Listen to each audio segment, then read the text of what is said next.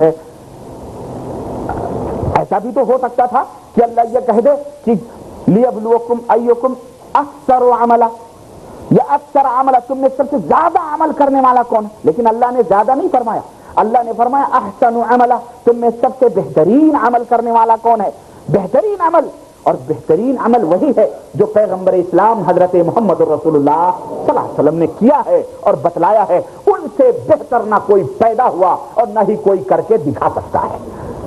یہ ایمان اور عقیدہ رکھو، اور یہی محمد رسول اللہ صلی اللہ علیہ وسلم کا کلمہ پڑھنے کا مفہوم اور مطلب ہے. اور اب بیوقوف نہ بنو، اب ان دجالوں مکاروں کے چکروں میں نہ آؤ، اور ذرا دماغ کھولو. دنیا بہت آگے جا رہی ہے، ترقی کر رہی ہے، وقت کم ہے، زندگی بڑی مختصر ہے.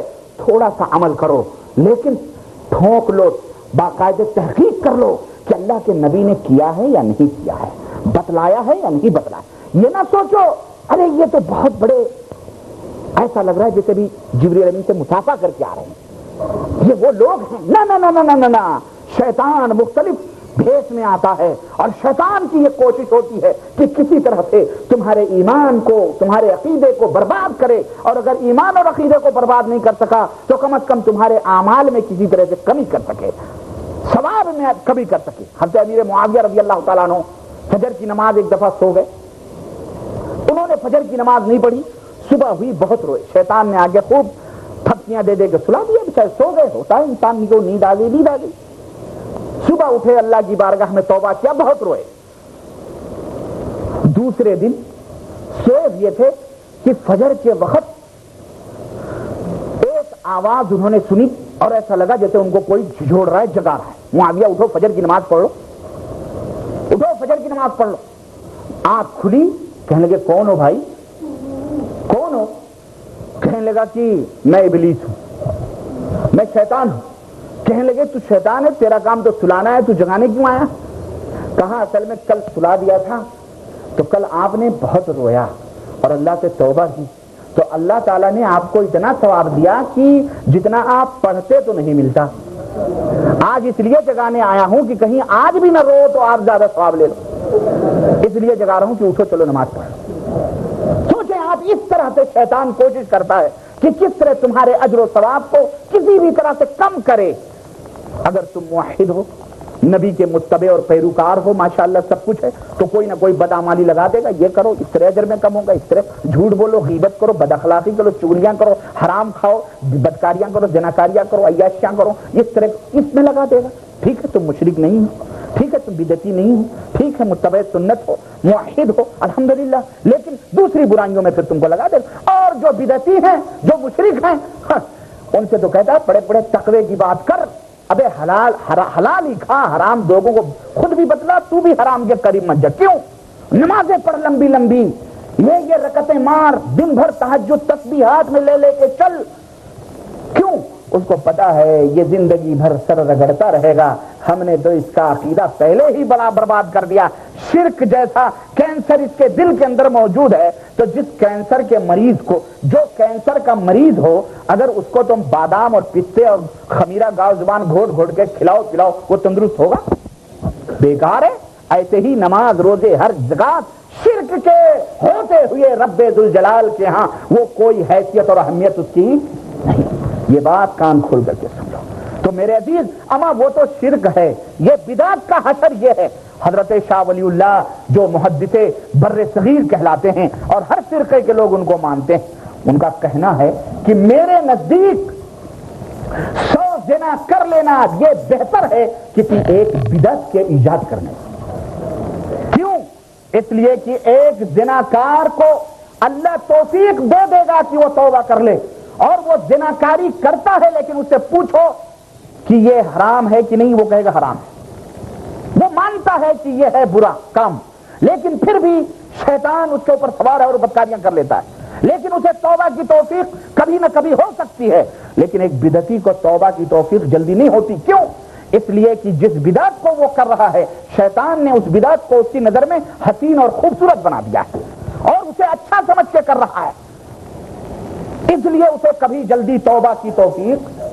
اس لیے مسلمانوں، اگر کوئی بدعت کرنے والے کے اوپر اگر تم ورک کر رہے ہو، محنت کر رہے ہو, اسے دعوت دے رہے ہو اور مشکل پیدا ہو رہی ہے, سمجھ جاؤ محنت تو کرو لیکن یہ بھی دعا کرو اللہ اس کی تقدیر کو بدل دے, اسے ہدایت دے دے, وہ جلدی آپ کے دام میں آنے والا نہیں. اس لیے میرے عزیزو ایمان اور عقیدے کا مسئلہ بڑا اہم ہے. المہم آگے بڑھتے ہیں. اللہ کے رسول صلی اللہ علیہ وسلم نے فرمایا کہ میں اس سے کہوں گا مجھ سے دور ہٹاؤ اور وہ حوض کوثر سے محروم کر دیا جائے گا. اللہ ہم سب بدعت سے توبہ کرتے ہیں, اور اگر پہلے بدعتی تھے تو یہاں سے اٹھو تو تمہارے دل سے بدعت جیسا بھیانک اور جو ہے کینسر تمہارے دل سے مٹ چکا ہو. اللہ ہم سب بدعت سے توبہ کرتے ہیں اور ہر شرک سے توبہ کرتے ہیں. آمین یا رب العالمین. یہ حدیث صحیح بخاری اور صحیح مسلم کے اندر ہے. نبی علیہ الصلوۃ والسلام ایک جگہ اور ارشاد فرماتے ہیں قیامت کا منظر ہوگا اور قیامت کے دن سب کے حساب و کتاب ہوں گے. میں مکمل تفصیلات میں نہیں جانا چاہتا کیونکہ اس کے لیے کافی وقت چاہیے. میں سیدھا چندہ حدیث آپ کی خدمت میں پیش کرتا ہوں. اللہ کے رسول صلی اللہ علیہ وسلم فرماتے ہیں کہ لا تزول قدم عبد یوم القیامت حتی یسأل عن 40. قیامت کا میدان ہوگا, رب ذوالجلال عدل و انصاف کی کرسی پہ جلوہ فرما ہوگا اور ایک ایک آدمی کو کتنے وہاں جماعتیں نہیں جائیں گی, وہاں جماعتیں ایک ایک آدمی کو اللہ کے حبیب فرماتے ہیں اللہ کے سامنے کھڑا ہونا پڑے گا. لا تزول قدم عبد, بندے کا قدم اپنی جگہ سے ہل نہیں سکتا جب تک کہ وہ 4 چیزوں کا اللہ کے دربار میں جواب نہ دے دے. 4 چیزوں کا سنو. بیعت کرنے والوں رسیاں پھینک کے بیعتیں کرواتے ہیں, کہتے ہیں دامن پکڑ کے مچل جائیں گے. ہم نے کہا اللہ کے نبی تو فرماتے سارے ننگے ہوں گے. ابے پکڑے گا کیا وہ, کون سا دامن پکڑے گا؟ تو اللہ کے حبیب فرماتے ہیں سارے ننگے ہوں گے. ہوں گے کہ نہیں ہوں گے؟ بغیر ختنے کے ہوں گے, ننگے مادرداد ننگے. کہہ رہا دامن پکڑ کے مچل جاؤں گا, پیر بھی پگڑیاں پکڑا رہا, رسیاں پکڑا رہا, بخشوا لوں گا تو بیعت ہو جاؤ, پیالے پی لو, سلسلے میں جڑ جاؤ. وہاں کوئی سلسلہ کام نہیں آئے گا. ارے یہ بدعتی مشرکوں کے بنائے ہوئے سلسلے, قادری, چشتی, نقشبندی, سروردی, رفاعی, بدوی, فلانی, یہ سب مشرکوں کے سلسلے ہیں. توبہ کرو ان سلسلوں سے, اور یہ نہ دیکھو فلانے شیخ الحدیث نے بیعت کی ہے اور فلانے علامہ فلانہ بیعت کیے ہوئے ہیں. رب ذوالجلال کی قسم ہے اکیلے آئے ہو اور اکیلے اللہ کے سامنے تمہیں حاضر ہونا پڑے گا. لا تزول قدم عبد, بندہ اپنی جگہ سے ہل نہیں سکتا جب تک کہ 4 چیزوں کے بارے میں وہ جواب نہ دے لے. اللہ فرمائے گا میں نے تجھے عمر دی تھی, زندگی بخشی تھی 60 70 80 برس کی, 20 30 برس کی, تو نے اس عمر کو کہاں گوایا ہے؟ سوچو حرام کاریوں میں زندگی گزارنے والوں, سوچو لہو لعب اور کھیل کود میں اپنی زندگی کو ختم کرنے والوں, سوچو بے حیائیوں اور بے شرمیوں میں اپنی زندگی گزارنے والے نوجوانوں. تم یہ نہ سوچو کہ اللہ تبارک تعالیٰ نے یہ جو زندگی دی ہے اس کا کوئی حساب و کتاب نہیں ہوگا. رب ذوالجلال کی قسم ہے پل پل لمحے تم سے پوچھے جائیں گے, اور پھر وہ رب کی بخشش اور رحمت ہی ہو سکتی ہے جو ہمیں نجات دے سکتی ہے. ورنہ اگر وہ حساب لینے پہ آئے, من نوقش یوم القیامت فقد ہلک, اللہ نے جس سے بحث کر لیا پیغمبر اسلام فرماتے ہیں وہ ہلاک ہو گیا. اللہ جس سے بحث کر لے, اللہ جس کا محاسبہ زبردست کر لے, وہ بچ سکتا نہیں بچ سکتا ہے. 4 چیزیں. نمبر 1 تمہاری زندگی کہاں صرف ہوئی, یہ تو پوچھا ہی جائے گا. نمبر 2 وعن علمہ ما عمل بہ, جتنا علم تو نے حاصل کیا ہے اس کے مطابق عمل کتنا کیا ہے. علم تو نے حاصل کیا تو اس کے مطابق تمہارا عمل رہا یا نہیں رہا. وعن مالہ من این اکتسب, من این اکتسبہ, وہ مال جو تو نے کسب کیا ہے, حاصل کیا ہے, اس کو تو نے کہاں سے حاصل کیا؟ گلے میں سے نکالا, محنت کیا, مزدوری کیا, چوری کیا, اس کی ٹوپی اس کے سر, اس کی ٹوپی اس کے سر, غش, رشوت, حرام خوری, بدماشی, اس طرح سے ڈکیتی, کہاں سے وہ مال جو تو نے حاصل کیا تھا کہاں سے حاصل کیا تھا؟ وفیما انفقہ, اور اس کو تو نے خرچ کہاں کیا ہے؟ اور اسی طرح سے وعن جسدہ فیما ابلاہ, یہ جسم جو تجھے ہم نے دیا تھا اس کو تو نے کہاں خرچ کیا ہے؟ یہ جسم تو نے کہاں, اور لہو لعب میں عیش و عشرت میں تو نے اس جسم کو رکھا تھا؟ اور نہ نماز، نہ روزہ، نہ حج، نہ زکات، نہ جہاد، نہ کچھ اسلام کے کسی کام نہیں ہے۔ یہ چار چیزیں جب تک اس کے جوابات نہیں دے لوگے، ہمیں چاہیے کہ اپنے اپنے گریبان میں منہ ڈال کر کے دیکھیں کہ آیا ان چاروں کے جوابات ہم اس دنیا میں صحیح طور پر دے پا رہے ہیں کہ نہیں دے پا رہے ہیں۔ اگر دے لے رہے ہیں تو مزید کوشش کرو تاکہ قیامت کے دن اور نکھر کر کے جواب دے سکو، اور اگر ان چاروں کے جوابات یہیں پر، یہ سوالات یہی تم مائنس کر رہے ہو اور نہیں دے سکتے ہو، تو مسلمانوں اللہ سے توبہ کرو اور اس سوال کے جوابات کی تیاری شروع کرو۔ تمہارا مال حلال کا ہونا چاہیے، وہ مال خرچ ہو، حلال چیزوں میں خرچ ہو۔ تمہارا جسم اللہ کی اطاعت اور فرم برداری میں اس کو خرچ کرو، اور تمہاری زندگی اللہ تبارک و تعالیٰ کے اطاعت اور فرم برداری میں اس کو خرچ کرو۔ یہ حدیث صحیح سنن ترمذی اور یہ حدیث حسن اور صحیح کے درجے میں ہے۔ اللہ رب العزت نے فرمایا الاخلاء یومئذ بعضهم لبعض عدو الا المتقین۔ وہ دن ہوگا، یہ جو سوالات ہوں گے وہ دن ہوگا کہ دنیا میں جو تمہارے دوست بنے ہوئے ہیں، کہاں جا رہے ہو یار؟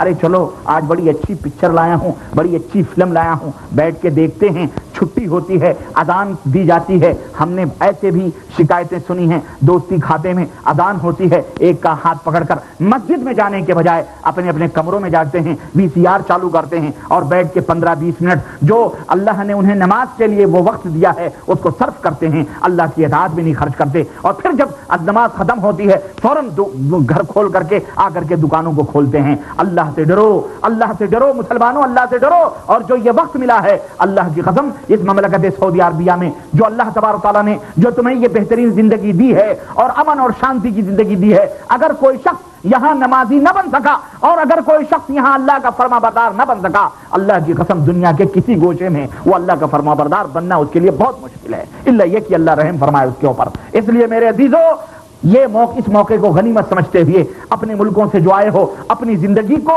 اللہ کی اطاعت اور فرمانبرداری میں صرف کرو، اللہ کے بتلائے ہوئے احکام میں صرف کرو۔ اور اللہ فرماتا ہے قیامت کے دن کوئی دوست کسی دوست کے کام نہیں آئے گا۔ یہ جو دوستی تم نے یہاں دنیا میں کی ہے، یہ دوستی جو بروں کی دوستی کی ہے، بروں کے ساتھ تمہارا اٹھنا بیٹھنا ہے، حرام کاری کرتے ہیں اور بےہودگی کرتے ہیں، یاد رکھو کل قیامت کے دن انہی کے ساتھ تمہارا حشر ہوگا۔ ایک صحابی رسول پہنچے، انہوں نے کہا اللہ کے نبی قیامت کب آئے گی؟ اللہ کے نبی نے کہا ماذا اعددت لہ، قیامت کے لیے تو نے کیا تیاری کی ہے؟ انہوں نے کہا تیاری تو کچھ بھی نہیں ہے، چھوٹے پھوٹے نماز روزے ہیں اے اللہ کے نبی، لیکن ایک تیاری ضرور ہے کہ میں آپ سے بہت زیادہ محبت کرتا ہوں۔ اللہ کے حبیب فرماتے ہیں المرء مع من احب، آدمی کا حشر اسی کے ساتھ ہوگا جس سے وہ محبت کرتا ہے۔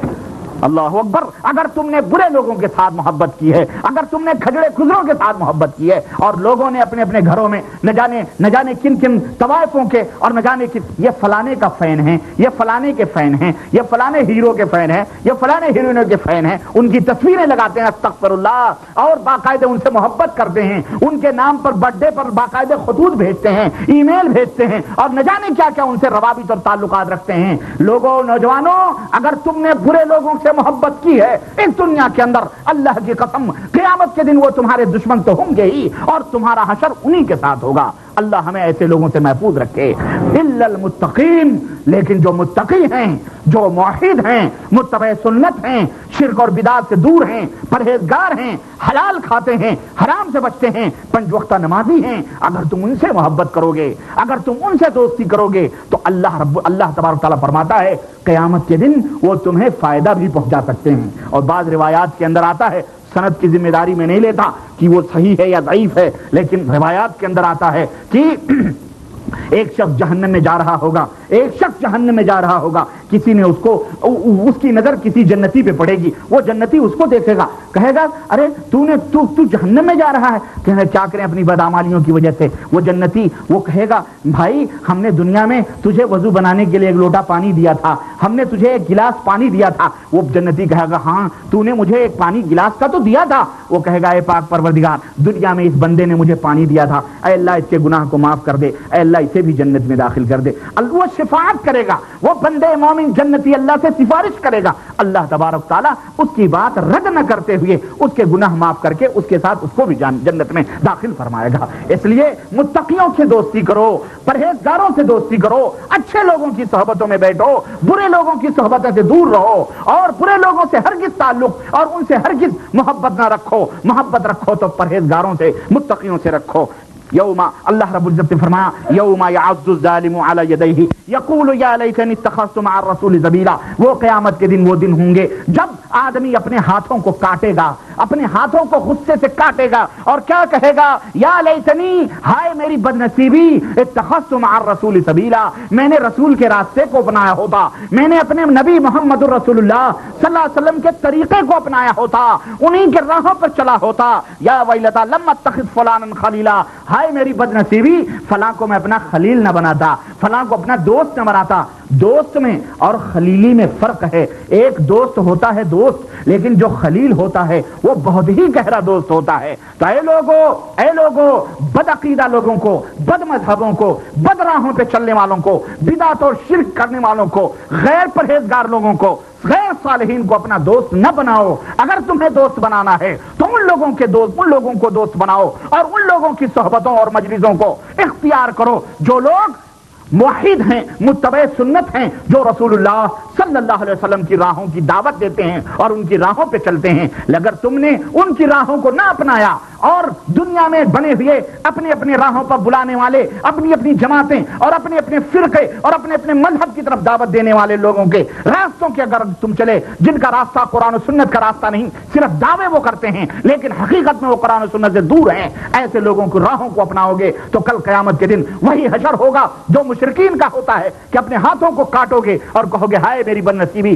میں نے رسول اللہ صلی اللہ علیہ وسلم کے راہوں کو اپنایا ہوتا، میں نے لم اتخذ فلانا خلیلا، میں فلاں کو اتنا گہرا دوست نہ بناتا کہ جو بھی حضرت فرمائیں خلاص، وہ غلط ہو کہ صحیح ہو سب کچھ صحیح ہے، خلاص اب ہم انہی کی راہوں پہ چلیں گے۔ لقد اضلنی عن الذکر بعد اذ جاءنی، وہ کہے گا اس دن کہ ہائے میری بدنصیبی، کوئی بتانے والا آیا تو تھا کہ بھائی یہ قرآن ہے، یہ حدیث ہے، یہ عقیدہ، یہ منہج، یہ فکر، یہ طریقہ غلط ہے، قرآن و سنت سے غلط ہے، تو اس دن وہ یاد کرے گا کہ لقد اضلنی عن الذکر بعد اذ جاءنی، بتانے والا آیا تھا میرے پاس لیکن لوگوں نے مجھے گمراہ کر دیا، اس میرے دوست نے، اس میرے پیر نے، اس میرے خلیل نے، اس میرے فلانے سجادہ نشین نے، اس ہمارے بیعت کرنے والے مرشد نے، اس نے مجھے گمراہ کر دیا تھا اور کہہ دیا تھا چھوڑو یہ سب چیزیں تمہاری سمجھ میں آنے والی نہیں ہیں۔ وَكَانَ الشَّيْطَانُ لِلْإِنسَانِ خَذُولًا، اور یہ شیطان تو ہے ہی ذلیل کرنے کے لیے، اور اس دن شیطان تمہیں دھوکہ دے کر کے دور کھڑا ہو کر کے تماشا دیکھے گا۔ سورہ فرقان آیت نمبر 27 اور 28۔ میرے عزیز، ایک دفعہ جہنم کا تذکرہ ہو رہا تھا، حضرت عائشہ صدیقہ رضی اللہ تعالی عنہا کی آنکھوں سے آنسو جاری ہو گئے۔ حضرت محمد رسول اللہ صلی اللہ علیہ وسلم نے پوچھا کہ اے عائشہ کیوں رونے لگی؟ کہنے لگی اے اللہ کے نبی صلی اللہ علیہ وسلم، جہنم کا ذکر چھڑا ہے اور جہنم کا تذکرہ ہو کر میری آنکھوں سے آنسو بہنے نکلے۔ قیامت کے دن اے اللہ کے نبی میں آپ سے ایک سوال پوچھنا چاہتی ہوں۔ کہنے لگے پوچھو۔ کہنے لگے اللہ کے نبی کیا قیامت کے دن آپ ہمارے اپنے اہل و عیال کو وہاں یاد بھی رکھیں گے؟ آج تو دنیا میں آپ ہمارے ساتھ ہیں لیکن کیا قیامت کے دن آپ مجھے یاد رکھیں گے؟ ذرا اس سوال کے جواب کو جو اما عائشہ صدیقہ رضی اللہ تعالی عنہا نے اپنے شوہر حضرت محمد رسول اللہ صلی اللہ علیہ وسلم سے کیا ہے، ذرا اس سوال کو بڑے غور سے اور اس کے جواب کو بھی بڑے دھیان سے سننے کی چیز ہے کہ آج دنیا میں تمہیں دھوکہ دینے والے، تمہیں فریب دینے والے، تمہیں دغا دینے والے نہ جانے کتنے شیطان انسانوں کے روپ میں مولویوں اور مفتیوں کی شکل میں گھوم رہے ہیں اور یہ کہہ رہے ہیں فلانے کی بیعت کر لو، فلانے سلسلے سے جڑ جاؤ، قادریہ ہو جاؤ، چشتیہ ہو جاؤ، فلانا ہو جاؤ، ڈھکانا ہو جاؤ، ہم تمہیں بخشوا لیں گے اور قیامت کے دن غوث پاک تمہیں نجات دلا لیں گے، تم کچھ بھی کرو، بس 11ویں دلاتے رہو، 12ویں دلاتے رہو، رہو، یہ کرتے رہو، نظر کرتے رہو، نیاز کرتے رہو بزرگان دین کے وسیلے سے، اور ان کے دامن سے لپٹے رہو، جنت میں چلے جاؤ گے۔ ذرا غور سے سنو کہ محمد رسول اللہ صلی اللہ علیہ وسلم اپنی سب سے عزیز ترین بیوی حضرت عائشہ سے کیا فرماتے ہیں؟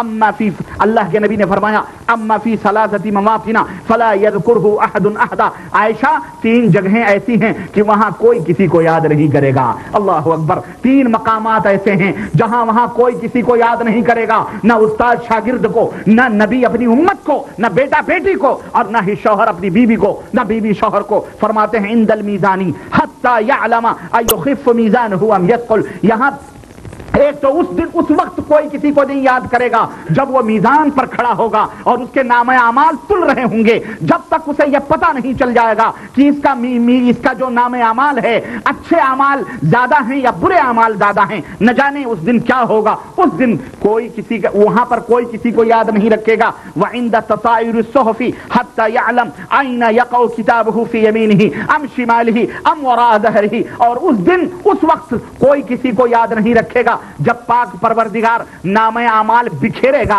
اور اللہ اکبر اس دن نام اعمال لوگوں کے ہاتھوں میں دیے جائیں گے، جب تک کسی کو یہ نہیں معلوم ہوگا کہ اس کا نام اعمال اس کے داہنے ہاتھ میں مل رہا ہے، کہ اس کے بائیں ہاتھ میں مل رہا ہے، کہ اس کے پیٹھ کے پیچھے پھینکا جا رہا ہے، اس وقت کسی کو کوئی یاد نہیں رکھے گا۔ وعند الصراط اذا وضع بین ظہر جہنم حتی یجوز، اور اس وقت بھی کوئی کسی کو یاد نہیں رکھے گا جب جہنم کے اوپر پل صراط بچھا دی جائے گی، جب تک کہ لوگ پار نہیں ہو جائیں گے تب تک کوئی کسی کو یاد نہیں کرے گا۔ تو یہ 3 مقامات ایسے ہیں جہاں ہم بھی نہیں یاد کریں گے، اور یہی وجہ ہے کہ حضرت فاطمہ الزہرا جو سیدۃ نساء الجنہ ہیں، جنت کے عورتوں کی سردار ہیں، اللہ کے حبیب صلی اللہ علیہ وسلم نے کیا فرمایا ان سے؟ یا فاطمہ سلینی، اے فاطمہ بنت محمد صلی اللہ علیہ وسلم، جو کچھ تجھے مانگنا ہے اس دنیا میں مانگ لیں، میں انی لا اغنی عنک شیئا، قیامت کے دن میں تیرے کسی کام نہیں آ سکتا۔ اللہ اکبر، ایک نبی کا یہ فرمان صحیح بخاری کی روایت، اپنی بیٹی سے، جو اتنی لاڈلی بیٹی جس کے بارے میں جنت کی بشارت اور خوشخبری اللہ کے حبیب نے بہت پہلے دے دی، اس سے بھی اللہ کے نبی یہ فرما رہے ہیں کہ میں قیامت کے دن تجھے کسی کام نہیں آ سکتا، کوئی کام نہیں آ سکتا۔ تو ذرا سوچو، ذرا سمجھو، جو آج امت کو لوگوں کو یہ کہہ کر کے گمراہ کر رہے ہیں اور یہ بدعقیدیاں پھیلاتے ہیں کہ اے لوگوں ہم سے بیعت کر لو، اے لوگوں ہم سے طریقت کے راستے جوڑ لو، اے لوگوں ہماری جماعت میں شامل ہو جاؤ، اے لوگوں فلانا کر لو، فلانا کر لو، اے لوگوں تمہیں جنت میں ہم بخشوا لیں گے۔ بھلا بتاؤ وہ کس کھیت کے مولی ہیں؟ اور انبیاء علیہ الصلوۃ والسلام اور دیگر لوگوں کے واقعات تو احادیث کے اندر موجود ہیں۔ المہم یہ روایت ابو داؤد کے اندر موجود ہے۔ اسی طرح سے اللہ کے حبیب صلی اللہ علیہ وسلم، البتہ یہ ضرور ہوگا، اللہ کے نبی صلی اللہ علیہ وسلم یہ ضرور ہوگا، کیا کریں گے؟ اللہ کے بارگاہ میں شفاعت کریں گے، سفارش کریں گے۔ یہ حق اللہ تبارک و تعالیٰ اپنے نبی کو دے گا، اور اللہ کے نبی نے فرمایا ہے کہ لکل نبی دعوۃ قد دعاها لامته، ہر نبی کو اللہ تبارک و تعالیٰ نے ایک دعا کرنے کی اتھارٹی دی تھی کہ اے نبی تم جو مانگو ہم تمہیں دے دیں گے۔ انہوں نے اپنی امت کے لیے یا اپنے لیے یا جس لیے بھی مانگنا تھا انہوں نے مانگ لیا۔ مجھے بھی ایک حکم دیا گیا تھا کہ آپ کو بھی جو مانگنا ہے مانگ لو۔ میں نے اختبأت، میں نے اپنی اس دعا کو محفوظ کر لیا ہے، وہ ویٹو پاور، وہ کارڈ میں نے اپنے ذمے رکھ لیا ہے۔ میں نے اللہ سے کچھ نہیں طلب کیا ہے، لیکن جب کل قیامت کا دن ہوگا اور لوگ حیران و پریشان میدان محشر کے اندر پسینوں کے اندر ڈبکیاں لگا رہے ہوں گے، آدم سے لے کر کے حضرت عیسیٰ علیہ السلام تک سارے انکاری ہو جائیں گے، وہ سفارش نہیں کریں گے، وہ شفاعت نہیں کریں گے۔ جس کے پاس جائیں گے سب لوگ کہیں گے نفسی نفسی، موسیٰ کہیں گے میں نے اللہ کو دیکھنے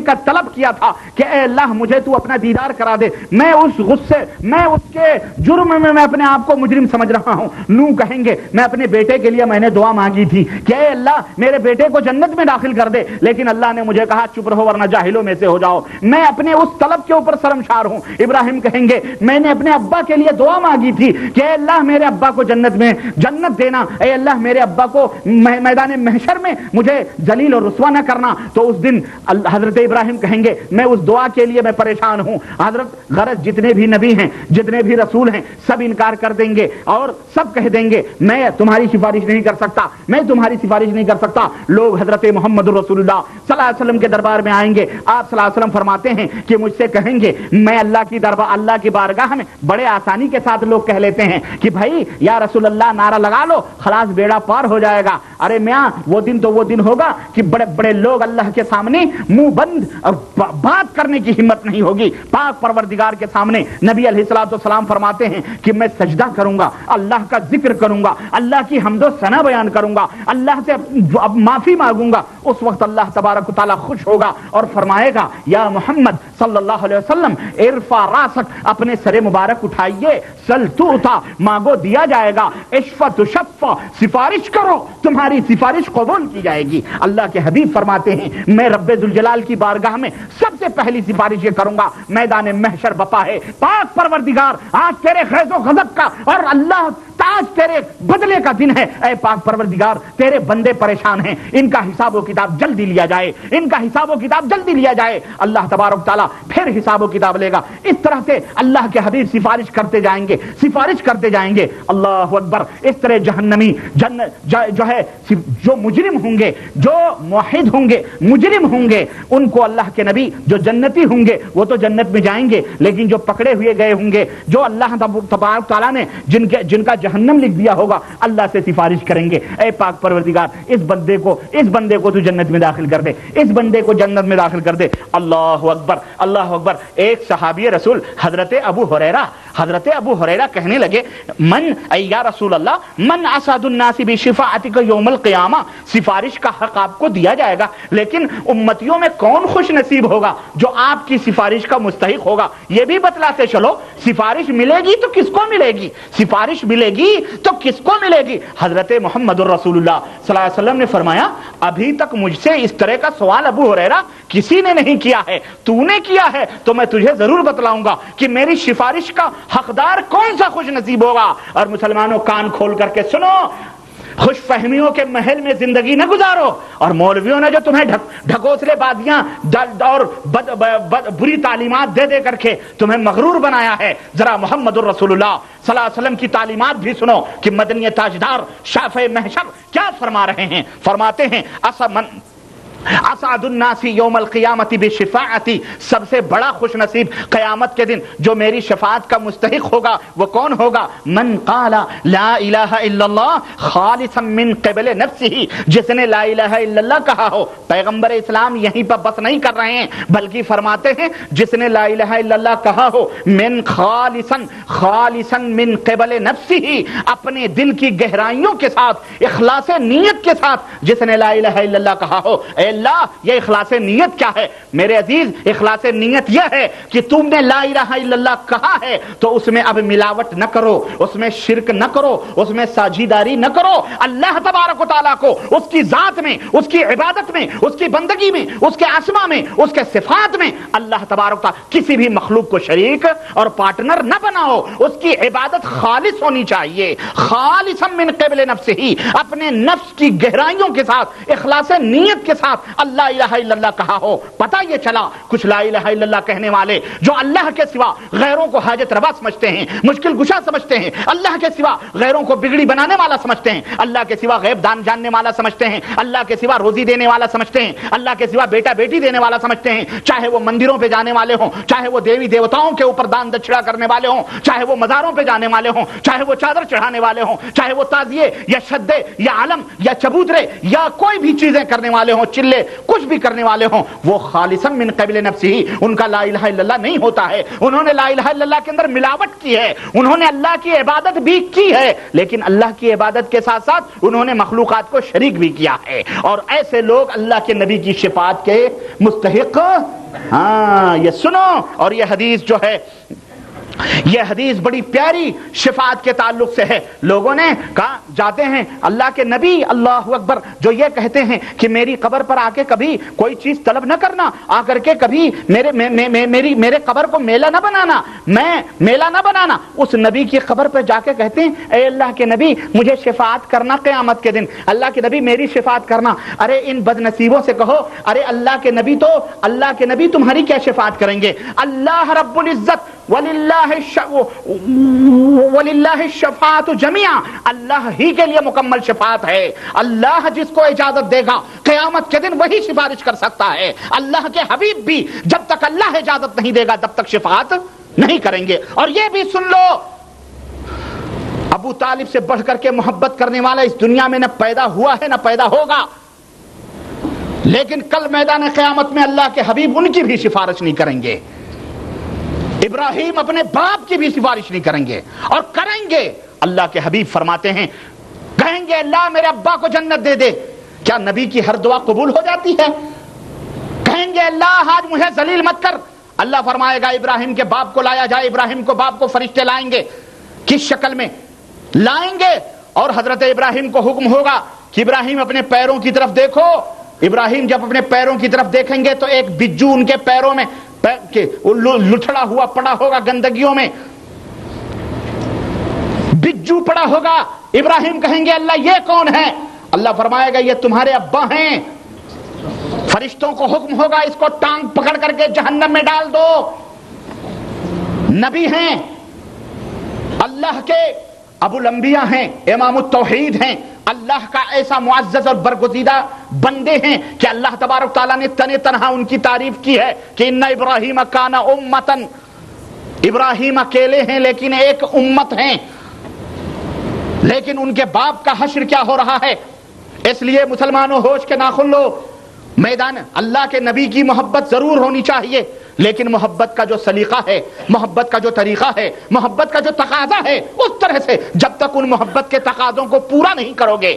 قل ان کنتم تحبون اللہ فاتبعونی یحببکم اللہ. محبت یہ ہے کہ نبی کے نقش قدم پہ چلو, نبی سے نہ کم کرو. نبی نے جتنا بتلایا ہے اس طرح کا ایمان رکھو, اس طرح کا عقیدہ رکھو, اور بعین ہی اسی طرح کا کے اعمال بھی تمہارے ہونے چاہیے. جب تم نبی کریم صلی اللہ علیہ وسلم کے محبوب اور اللہ کے بھی محبوب بن سکتے ہو. صرف دعویٰ کرنے سے کچھ نہیں ہوگا. تو قیامت کے دن اللہ کے رسول صلی اللہ علیہ وسلم نے فرمایا کہ خلوص نیت کے ساتھ جو شخص لا الہ الا اللہ کہے گا میں اس کی شفاعت کروں گا. اس کی یعنی پتہ کیا چلا, وہ آدمی مشرک نہیں ہے, وہ آدمی موحد ہے. وہ آدمی مشرک نہیں ہے بلکہ وہ آدمی موحد ہے. لیکن بشری تقاضے کے حساب سے, انسانیت کے اعتبار سے شیطان نے اسے گمراہ کیا ہے. اس نے کوئی غلط کام کر لیا, اس نے کوئی جرم کر لیا, اس نے کوئی خطا کر لی, بدکاری ہو گئی, زناکاری ہو گئی, کچھ بھی ہو گیا. بہرحال اللہ کے رسول صلی اللہ علیہ وسلم اب ایسی صورت میں اس کا فیصلہ ہو رہا ہے کہ یہ جہنم میں جائے, لیکن محمد الرسول اللہ صلی اللہ علیہ وسلم اپنے اس امتی جو مجرم ہے کسی اللہ کی نافرمانی کی وجہ سے, اس نے شرک نہیں کیا ہے, اللہ کے سفارش کریں گے اے پاک پروردگار یہ مجرم ضرور ہے لیکن اے اللہ تیرے ساتھ اس نے شرک نہیں کیا ہے. خلاص اللہ کے نبی اس کو اس طرح سے سفارش کر کے جنت میں لے جائیں گے. تو کوئی جرم ہوگا, کوئی ایسا جرم جو اللہ کے شرک سے ہٹ کر کے ہو, تو اللہ کے نبی اس کی سفارش کریں گے, اس کی سفارش کریں گے, اس کی شفاعت کریں گے. اس بات کو سمجھو, ورنہ اگر شرک کیا ہوگا کسی نے تو اللہ کے نبی تو فرماتے ہیں خلاص, اگر شرک کیا ہے کسی نے اللہ کے نبی اس کی سفارش ہی نہیں کریں گے, اس کی سفارش, اور نہ ہی ایسے لوگوں کی سفارش قبول کی جائے گی. یہ بھی یاد رکھو. تو عرض کرنے کا مطلب یہ ہے کہ اس طرح سے میرے عزیز, میرے دوست, اللہ کے رسول صلی اللہ علیہ وسلم کے تعلق سے یہ قیامت کے چند مناظر اور قیامت کی چند باتیں, آخری بات میں کہہ کر کے جلدی سے اور میں اپنی بات ختم کروں. جب قیامت کی یہ ہولناکیاں ہوں گی تو آپ نے ایک آیت کریمہ اور سنی ہے کہ اس دن وجوہ یومئذ مسفرہ, کچھ چہرے ایسے ہوں گے جو روشن ہوں گے, کچھ چہرے ضاحکۃ مستبشرہ, کچھ چہرے ہوں گے جو ہنس رہے ہوں گے. کیا ایسی ہولناکیوں میں کوئی سہارا؟ ہاں سنو, کوئی سہارا ہے کوئی سہارا. اللہ کے نبی فرماتے ہیں کہ سبعۃ یظلھم اللہ تعالی فی ظلہ یوم لا ظل الا ظلہ, 7 آدمی ایسے ہوں گے جس دن قیامت کے دن کوئی سایہ نہیں ہوگا سوائے عرش کے سائے کے. اس دن وہ 7 آدمی اللہ کے عرش کے سائے کے نیچے ہوں گے. جس دن لوگ ڈبکیاں لگا رہے ہوں گے پسینوں میں, جس دن لوگ پریشان ہوں گے پیاس سے, جس دن لوگ تڑپ رہے ہوں گے, لیکن اس دن کچھ ایسے بھی لوگ ہوں گے جو پاک پروردگار کے عرش کے سائے کے نیچے ہوں گے. کیا اللہ کے نبی وہ کون لوگ ہیں؟ سنو, نمبر وائز میں اس کی تفصیلات نہیں بتاؤں گا, صرف میں نمبر وائز گناتا جاؤں گا. نمبر 1, اللہ کے نبی نے فرمایا امام عادل, ایسا حاکم جو عدل و انصاف کرنے والا ہو. جب کل قیامت کے دن کوئی سایہ نہیں ہوگا تو اللہ کے عرش کے سائے کے نیچے ہوگا.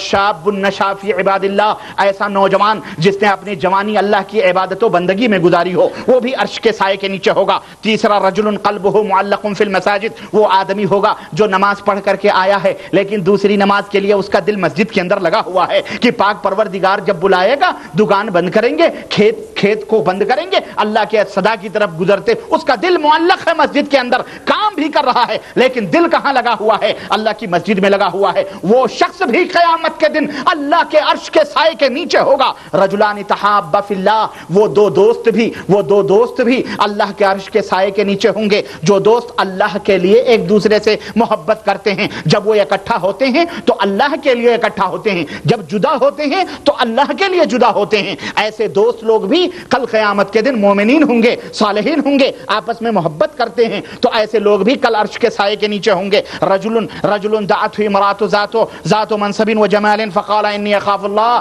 ایسا آدمی بھی عرش کے سائے کے نیچے ہوگا کہ جسے کسی مالدار حسین اور خوبصورت عورت نے دعوت دی بدکاری کے لیے, اس نے کہا نہیں میں اللہ سے ڈرتا ہوں, اللہ اکبر, میں اللہ سے ڈرتا ہوں, میں یہ غلط کام نہیں کر سکتا ہوں. اسی طرح سے رجل تصدق بصدقۃ فاخفاها, وہ آدمی بھی جنت میں جو عرش قیامت کے دن عرش کے سائے کے نیچے ہوگا جس نے ایک ہاتھ سے صدقہ کیا, داہنے ہاتھ سے صدقہ کیا, بائیں ہاتھ کو خبر ہی نہیں ہے, بائیں ہاتھ کو پتہ ہی نہیں ہے, یعنی چھپا کر کے اس نے صدقہ کیا ہے. اور 7واں آدمی وہ ہے کہ رجل ذکر اللہ خالیا ففاضت عیناہ, ایک آدمی وہ ہے جس نے اللہ کا ذکر کیا, یا جس کے سامنے اللہ کا نام آیا, یا اللہ کے ذکر سے جب وہ اللہ کی باتیں سنتا ہے تو اس کی آنکھیں ڈبڈبا آتی ہیں, آنسو آنکھوں میں آ جاتے ہیں, جب بھی وہ اللہ کو یاد کرتا ہے اس کے آنکھوں میں آنسو آ جاتے ہیں. ایسا آدمی بھی کل عرش کے سائے کے نیچے ہوگا. تو یہ 7 قسم کے لوگ ہیں. اور ایک اور صحیح مسلم کی روایت میں اللہ کے رسول مسند احمد کی روایت میں امام احمد بن حنبل رحمہ اللہ نے اس روایت کو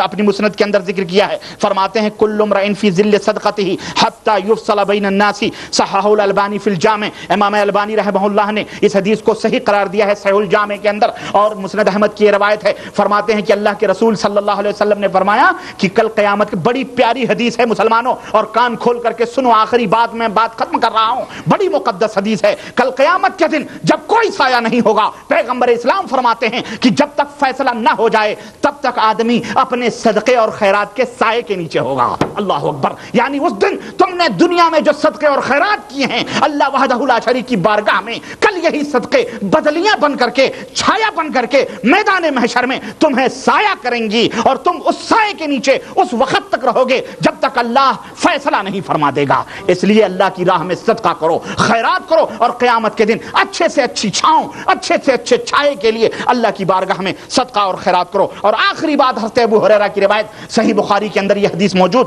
فرماتے ہیں کہ ان نبی صلی اللہ علیہ وسلم قال, اللہ کے نبی صلی اللہ علیہ وسلم نے فرمایا اول من یدعى یوم القیامت آدم, سب سے پہلے قیامت کے دن جب میدان محشر بپا ہوگا اللہ تبارک تعالی آواز دے گا, تو کس کو آواز دے گا؟ وہ حضرت آدم نبینا علیہ الصلوۃ والسلام ہوں گے. حضرت آدم کو بلایا جائے گا, فترى ذریته, ان کی ذریت ان کے سامنے اولاد آدم کھڑی ہوگی, فیقال ھذا ابوکم آدم, دنیا کے سامنے حضرت آدم کو پیش کیا جائے گا اور کہا جائے گا لوگو یہ تمہارے باپ آدم ہیں. اب آدم سے کہا جائے گا اے آدم, اپنے میں سے یہ جو تمہاری ذریت ہے ان میں سے جہنم میں جانے والوں کو نکالو, جہنم میں جانے والوں کو نکالو.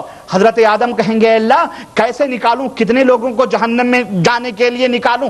اللہ رب العزت ارشاد فرمائے گا 100 میں سے 99 کو جہنم میں جانے کا حکم دو اور 1 کو جنت میں جانے کا حکم دو.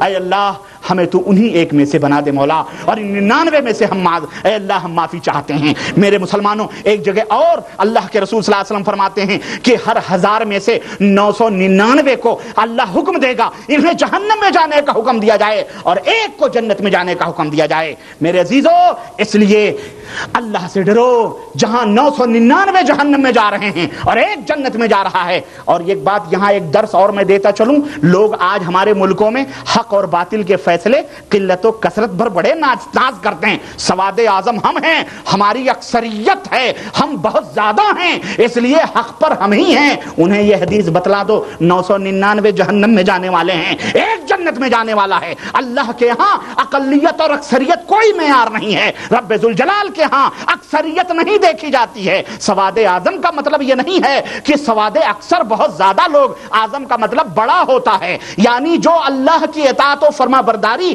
جتنی ہی زیادہ اچھے ڈھنگ سے کرے گا وہی عظیم ہوگا اللہ تبارک و تعالیٰ کے ہاں۔ اللہ اور اس کے رسول کی اطاعت اور پیروی جتنے ہی کثرت کے ساتھ وہ کرے گا اتنا ہی وہ بڑا مقام اللہ تبارک و تعالیٰ کے ہاں پائے گا۔ سواد اعظم کا مطلب اکثریت نہیں ہوتی ہے، اس لیے ہوش کے ناخن دو ان مولویوں کو جو ہمارے ملکوں میں اکثریت کا تانا دے دے کر کے امت کو گمراہ کر رہے ہیں۔ ان سے کہو اکثریت جہنم میں جانے والی ہے، اقلیت جنت میں جانے والی ہے۔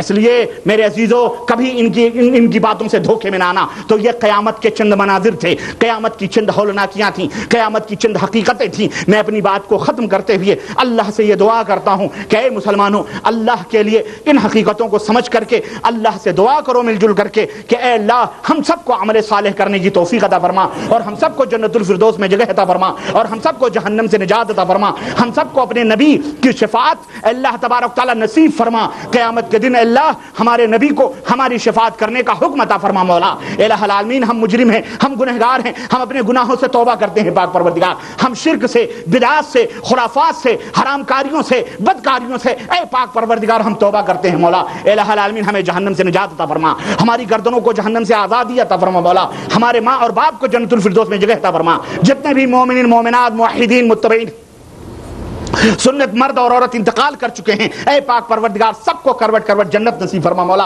الہ العالمین، ان کے اوپر رحم فرما مولا، ان کی مغفرت فرما مولا۔ پاک پروردگار جہاں کہیں بھی اللہ کے جھنڈے کو بلند کرنے کے لیے مجاہدین سرگرم ہیں، اے پاک پروردگار ان کے دست و بازو کو مضبوط فرما مولا۔ الہ العالمین، ان کی بیواؤں کا تو کفیل بن جا مولا، ان کے یتیم بچوں کا اللہ تو سہارا بن جا مولا۔ الہ العالمین، یہود و نصارہ جہاں کہیں بھی مسلمانوں کو مٹانے کے در پہ ہیں، چاہے وہ فلسطین ہو، چاہے وہ فلسطین ہو، اور چاہے وہ فلپائن ہو، چاہے وہ چیچنیا ہو، چاہے وہ دنیا کا کوئی بھی گوشہ ہو، اے پاک پروردگار جتنے بھی کفار، مجوس، مشرکین اور یہود و نصارہ مسلمانوں کو ختم کرنے کے در پہ ہیں، اے پاک پروردگار ان سب کو اس دنیا سے نیست و نابود کر دے مولا۔ اے اللہ، بیت المقدس کو ہم مسلمانوں کے قبضے میں کر دے مولا۔ الہ العالمین، اس میں ہم سب کو نماز پڑھنے کی توفیق عطا فرما مولا۔ الہ العالمین، بیت المقدس میں یہودی ناپاک لوگوں سے اللہ پاک و صاف فرما دے مولا۔ الہ العالمین، ہم سب کو اتفاق و اتحاد آپس میں پیدا کرنے کی توفیق عطا فرما مولا۔ الہ العالمین، ہمارے صفوں میں اتحاد عطا فرما مولا۔ الہ العالمین، ہم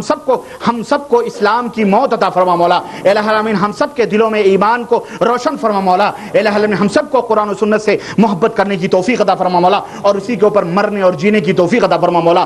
آمین یا رب العالمین۔ وصلی اللہ علی نبینا محمد وعلی آلہ وصحبہ اجمعین، والسلام علیکم ورحمۃ اللہ وبرکاتہ۔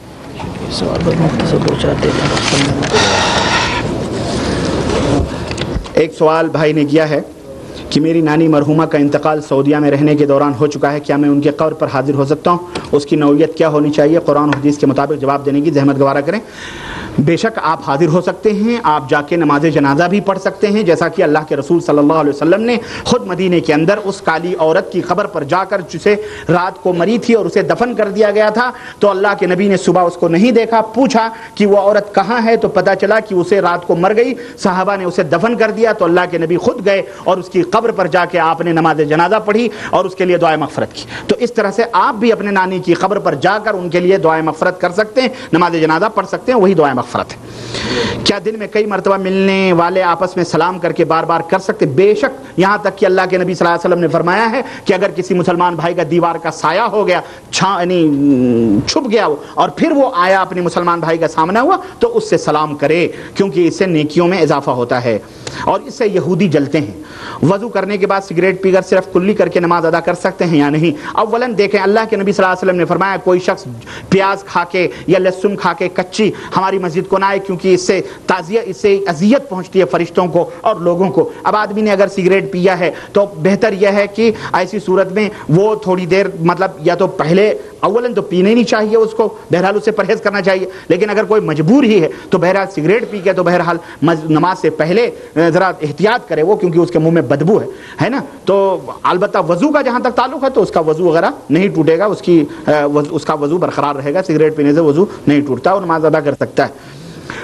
حضور پاک صلی اللہ علیہ وسلم پانچوں وقت کتنی رکعت نماز پڑھتے تھے؟ ایک مسلمان کو کم از کم پانچوں وقت کی فرض نماز میں کتنی رکعت پڑھنا فرض ہے؟ اللہ آپ کو جزائے خیر دے۔ فجر کے اندر اللہ کے نبی صلی اللہ علیہ وسلم 2 رکعت فرض پڑھتے تھے، ظہر کے اندر 4 رکعت فرض پڑھتے تھے، عصر کے اندر 4 رکعت فرض پڑھتے تھے، مغرب کے اندر 3 رکعت فرض پڑھتے تھے، عشاء کے اندر 4 رکعت فرض پڑھتے تھے۔ اس طرح سے ان ٹوٹل کتنی نمازیں ہوتی ہیں؟ 17 نمازیں۔ کتنی فرض نماز اللہ کے نبی یہ 17 پڑھتے تھے۔ ہمارے ہاں ایک عالم ہیں جو زبردست تقریر کرتے ہیں، شرک و بدعات سے بھی پاک ہیں، مگر وہ پان کھاتے ہیں اور وہ بھی تمباکو والا، اور ساتھ ساتھ داڑھی بھی تھوڑی سی تراشتے رہتے ہیں۔ اس وجہ سے ہمارے کئی دوست ان کی مثال دیتے ہیں کہ مولوی صاحب خود کرتے ہیں، ان کے سمجھائیں یا وہ، بہرحال یہ ان کا اپنا ذاتی عمل ہے۔ اگر وہ اچھی باتیں بتلاتے ہیں تو آپ وہ اچھی باتیں لے لیں، ان کی جو اپنی خرابیاں وہ ان کے لیے دعا کریں کہ اللہ تعالیٰ انہیں بھی توفیق عطا فرمائے۔ ٹھیک ہے، اچھا جناب، یہ تو بہت لمبا چوڑا خط لگ رہا ہے۔ بہرحال ایک سیکنڈ میں ذرا میں چھوٹے سے نپٹ لوں، پھر میں ان کو بتاتا ہوں۔ یہاں مملکت میں جعلیات کی محنت کے ذریعے اکثر تعداد میں لوگ سنت رسول صلی اللہ علیہ وسلم سے آشنا ہو رہے ہیں، لیکن اردو عرب نیوز میں جو سوال و جواب آتے ہیں ان میں کئی خلاف سنت جوابات دیکھنے میں آئے ہیں۔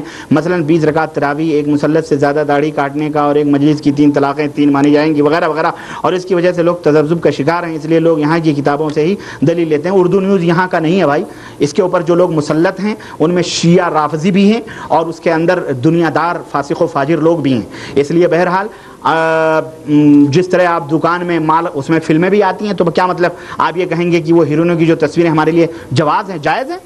سمجھ رہے ہیں؟ جو غلط ہیں جو صحیح ہیں وہ صحیح لے لیجیے۔ کچھ لوگوں کے درمیان یہ چرچا ہے کہ یوسف علیہ السلام اور زلیخا کی شادی ہوئی ہے، اور کچھ لوگوں کا عام خیال ہے کہ شادی نہیں ہوئی ہے۔ برائے مہربانی قرآن حدیث کے دائرے میں جواب دینے گوارہ کریں۔ یوسف اور زلیخا کی شادی ہوئی ہے کہ نہیں ہوئی ہے؟ دیکھیں آپ کی ہوئی ہے کہ نہیں ہوئی ہے، پہلے آپ اپنی سوچیں۔ اگر آپ کی ہوئی ہے تو اللہ دوسری تیسری کرنے کی توفیق عطا فرمائے، اور اگر نہیں ہوئی ہے تو آپ اپنی فکر کریں۔ اللہ تعالیٰ آپ سے یہ نہیں پوچھے گا قیامت کے دن کہ یوسف زلیخا کی شادی ہوئی ہے کہ نہیں ہوئی ہے۔ ان چکروں میں نہ پڑو بھائی، نبی نے جو تعلیم دی ہے ان تعلیمات کو اپناؤ۔ انہوں نے وہ یوسف زلیخا کی جو ہمارے ہاں کہانیاں نعوذ باللہ عشق اور محبت کی داستانیں چلتی ہیں، وہ تمام غلط ہیں، سمجھ رہے ہیں، جھوٹی ہیں۔ اگر کوئی شخص کسی عورت سے نکاح کرنے کے فوراً بعد طلاق دے دیتا ہے اور پھر بعد میں اس سے نکاح کرنا اس عورت سے چاہے تو اس کی کیا صورت ہوگی؟ اب اس کی تو شکل آپ نے پوری نہیں لکھی ہے۔ آپ نے لکھا کوئی شخص کی اور نکاح کرنے کے فوراً بعد، یعنی اگر آپ نے نکاح ابھی اسی مجلس میں کیا اور ابھی بیوی سے نہیں ملے اور باہر نکلتے ہی آپ نے اس کو طلاق دے دیا، مثلا اسی مجلس میں طلاق دے دیا، تو خلاص بات ہی ختم ہے۔ اب کیا؟ اب آپ نے پھر نکاح کرنی ہے، آپ کو پھر نکاح کرنی ہے، تو پھر آپ اپنی بیوی کو، جو طلاق آپ نے دیا اپنی بیوی ہے آپ کی، ابھی عدت تو خیر وہ گزارے گی نہیں، کیونکہ آپ اس سے ملے نہیں ہیں، آپ اس سے ملے نہیں ہیں، اس لیے وہ عدت نہیں گزارے گی۔ تب رہا کہ آدھا مہر جو ہے وہ آپ کو تو اسے دینا ہی پڑے گا، اور آپ پھر دوبارہ اسے نکاح کر سکتے ہیں، کوئی حرج اس کے اندر نہیں ہے، آپ اسے واپس بھی لے سکتے ہیں۔ بہرحال ضروری سوال، آیا دعا کے کیا وسیلے سے کی جا سکتی ہے؟ دعا وسیلے سے آپ اپنے اللہ کے ناموں کا وسیلہ لیں کہ اے اللہ تو ارحم الراحمین ہے، تیرے ناموں کے وسیلے سے میں تجھ سے رحم طلب کر رہا ہوں، تو رزاق ہے، تیری رزاقیت کے وسیلے سے میں رزق طلب کر رہا ہوں، غفار ہے، اے اللہ تیرے اس نام کے وسیلے سے میں مغفرت چاہ رہا ہوں، تو یہ تو جائز ہے۔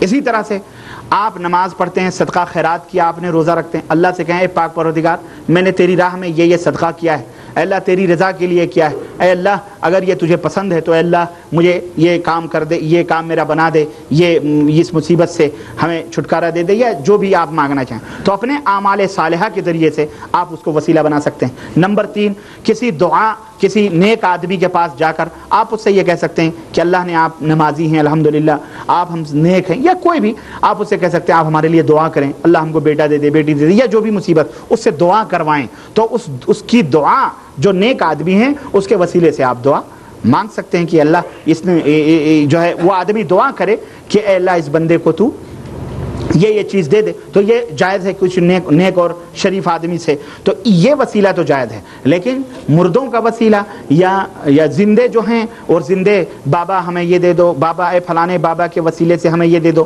یا اللہ کے نبی کے صدقے اور وسیلے سے ہمیں مل جائے, یا حسین کا صدقہ یا فلانے کا صدقہ, یہ تمام سب بدعت اور شرکی اعمال ہیں, اس سے پرہیز کرنا چاہیے.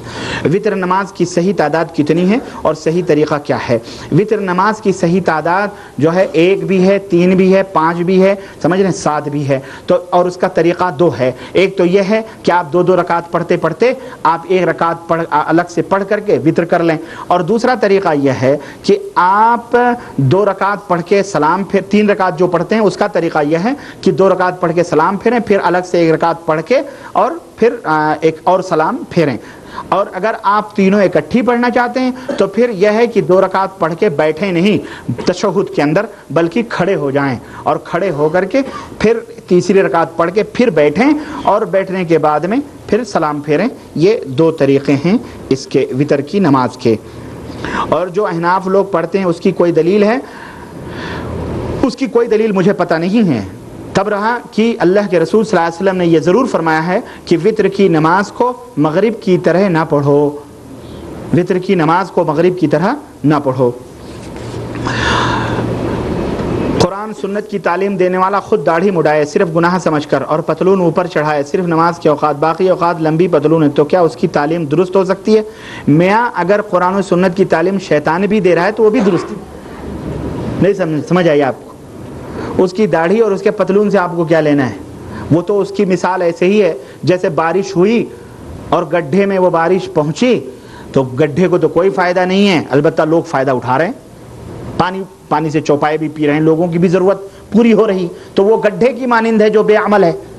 لیکن وہ جو تعلیم اگر وہ قرآن و سنت کی دے رہا ہے تو وہ اللہ اور اس کے رسول کی تعلیم ہے, وہ غلط اور جھوٹی نہیں ہو سکتی, بھلے وہ شیطان ہی بولے. ابو ہریرہ رضی اللہ تعالیٰ عنہ کو شیطان نے بتلایا تھا نا, جب وہ غلے کی چوری کر رہا تھا, 2 دفعہ 3 دفعہ پکڑا, کہا آج تو میں تجھے لے کے چلوں گا اللہ کے نبی کے پاس. تو شیطان نے کیا کہا؟ شیطان نے کہا مجھے چھوڑ دو, میں تمہیں ایک ایسی بات بتلاتا ہوں کہ اگر تم وہ کر لو تو میں آئندہ نہیں آؤں گا. کہنے لگے کون سی بات؟ کہنے لگے جب تم سو تو آیت الکرسی پڑھ لیا کرو, پھر میں آئندہ نہیں آؤں گا. شیطان نے بتلایا. اللہ کے نبی کے پاس پہنچے, اللہ کے نبی نے کہا بھائی ہاں تمہارے مہمان نے کیا کیا؟ کہنے لگے اللہ کے نبی اس نے ایسی سی بات کی. اللہ کے نبی نے فرمایا کہ بات تو اس نے سچی کہی ہے لیکن ہے جھوٹا وہ, ہے نا. تو بات تو اگر شیطان بھی قرآن اور سنت کی بات بتلائے تو الحمدللہ آپ لے لیں. اگر کسی نے داڑھی موڑ لیا اس سے تو اس کا اپنا ذاتی گناہ ہے, آپ اس کو نہ دیکھو بلکہ آپ اس کی باتیں دیکھو. اگر کوئی داڑھی والا رکھ کر کے آپ کو شرک اور بدعت کی تعلیم دے تو آپ مان لیں گے. اسی لیے تو گمراہ ہوئے ہیں, اسی لیے گمراہ ہوئے ہیں. اس لیے میرے عزیزو اس کو نہ دیکھو جو کہہ رہا ہے. پتھر پہ لکھی ہوئی جو عبارت ہے اگر اس کے اندر صحیح بات ہے تو اس کو قبول کر لو, ہے نا. وہ پتھر کیسا ہے, بد شکل ہے کہ کالا ہے کہ گورا ہے, اس کو نہ دیکھو. روڈ پر جو نشانات بنائے گئے ہیں ٹرننگ پوائنٹ پر, اگر وہ میلے کچیلے پھٹے پرانے ہوں لیکن اشارہ بنا ہو کہ ادھر ٹرن ہے, تو آپ کہو گے یہ میلا کچیلا چھوڑو ہم اپن سیدھے ہی چلیں گے. چلو گے؟ ایسا نہیں چلو گے. ارے یار بھلے یہ میلا ہے لیکن کچھ اشارہ ادھر دے رہا ہے کہ ادھر سے کچھ معاملہ ہے, اس لیے آپ رک جاؤ گے, ہے کہ نہیں. یا نان اسٹاپ ہے تو آپ دیکھو گے ٹوٹا ٹاٹا ہے اس لیے اندر گھس جاؤ گے, اندر گھسو گے تو خطرہ ہے. بھائی کیوں؟ وہ میلہ ضرور ہے لیکن جو اشارہ وہ بتلا رہا ہے وہ صحیح اشارہ بتلا رہا ہے, اس لیے اس اشارے کو دیکھو, اس تختی کو نہ دیکھو. اچھا منہ اوپر اٹھائے آنکھ بند کر کے نماز پڑھنا کیسا ہے؟ نہیں درست ہے, بلکہ آنکھ کھول کر کے نماز پڑھنا چاہیے. اگر کوئی شخص کو اتنی تشویش ہو رہی ہے تو تھوڑی آنکھ بند کر لے پھر کھول لے, اس طرح سے. داڑھی مڈانے والے سے کلام ترک کرنا کیا جائز ہے؟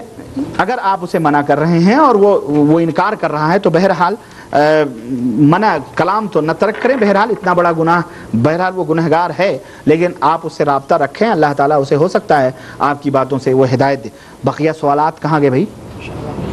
ہاں کہہ رہے ہیں ٹائم زیادہ ہو رہا ہے، بہرحال باقی سوالات انشاءاللہ پھر کسی مجلس میں دے دیے جائیں گے۔ اللہ تعالی ہم سب کو نیک عمل کرنے کی توفیق عطا فرمائے، اور ہم نے جتنا سنا ہے کہا ہے ہم کو بھی آپ کو بھی سب کو عمل کی توفیق عطا فرمائے۔ وصلی اللہ علی نبینا محمد وعلی آلہ وصحبہ وسلم۔ السلام علیکم ورحمۃ اللہ۔